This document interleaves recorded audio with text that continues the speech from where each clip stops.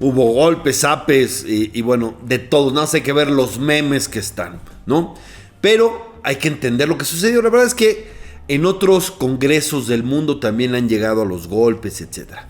Pero aquí nos parece un poco, pues extraño. Habíamos vivido algunos acontecimientos, por ejemplo, cuando se le fueron encima a Gustavo Madero, cuando protestó por el fraude electoral con el que nombraron a Rosario Piedra en el Senado, o en el 2006, cuando iba a tomar protesta Felipe Calderón, pues se caldearon los ánimos y hubo bastantes zipizapes y etcétera.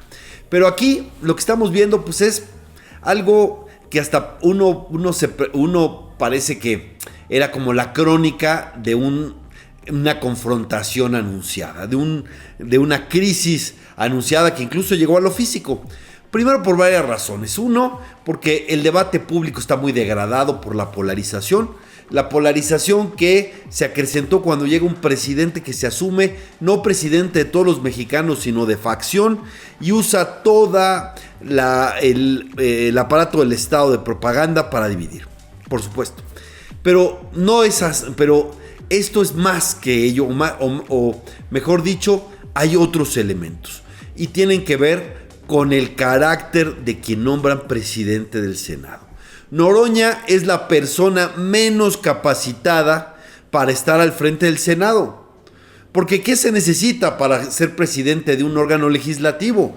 Pues se necesita tener una capacidad de concordia, de diálogo, de acuerdo, de templanza, de tender puentes, de generar certezas y de que los otros interlocutores te tomen en cuenta y haya pues una vía fluida de comunicación y entendimiento. Todo lo que no es Noroña.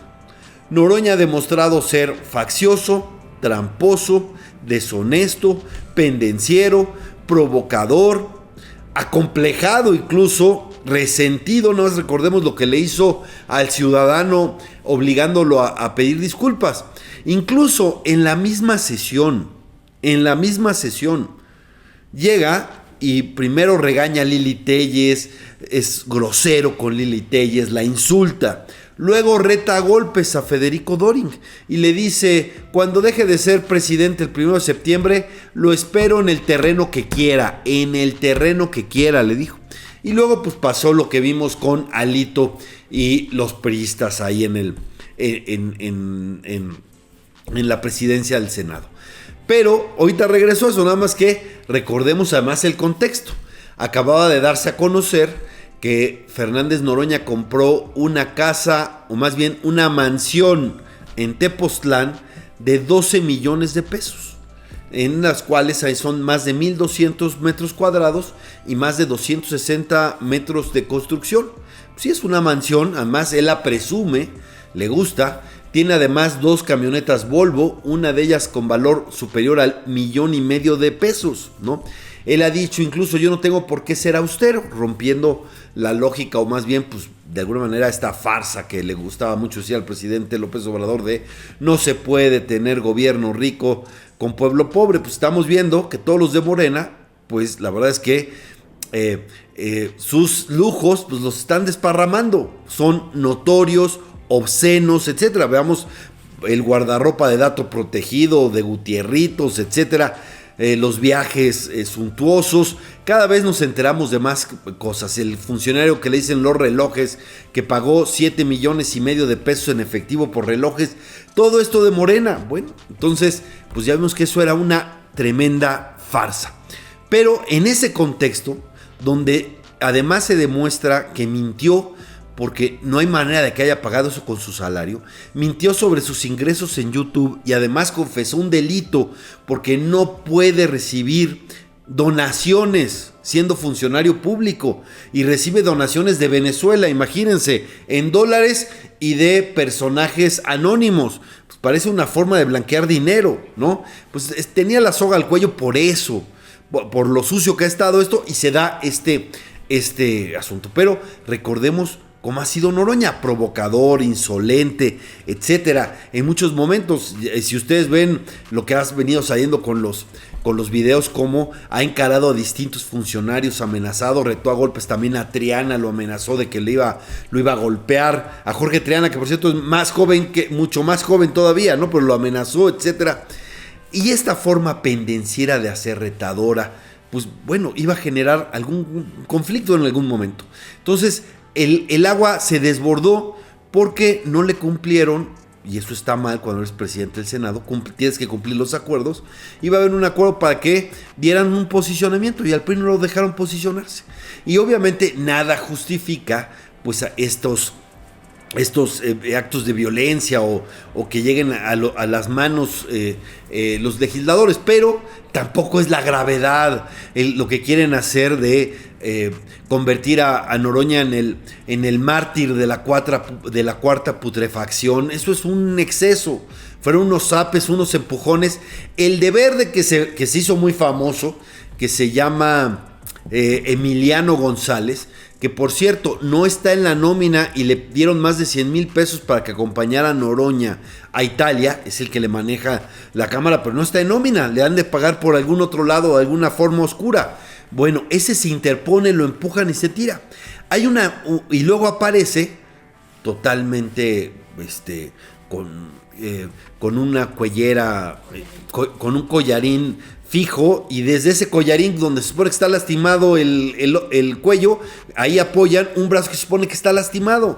Bueno, milagro, porque lo vieron. Hay fotos y videos donde se ve que después de todo se levanta como si nada y sale muy quitado de la pena. Y luego regresa como si hubiera tenido, como si fuera Rodney King y lo hubieran golpeado de manera desastrosa. Y luego le llevan el Ministerio Público VIP al mismo Senado, ¿no? Ahora sí que justicia a la carta, ¿no? No es el primer favor que Hertz le hace a Noroña. También le hizo el favor Hertz a Noroña para obligar al ciudadano a disculparse.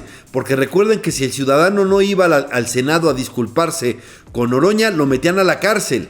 Eso fue lo que hizo Hertz, y ahora Hertz manda a que finge estar lesionado. Es un farsante. ¿Se acuerdan de las cajas vacías en el 2006? Ahora lo ponen lesionado, lo ponen detrás de Noroña. Y pues claro que fueron tremendos memes, y más cuando se dan cuenta, todo el mundo se da cuenta que son lesiones fingidas, ¿no? Pero pues quieren hacer desafuero, etcétera. Quieren hacer eso mucho más grande, ¿no?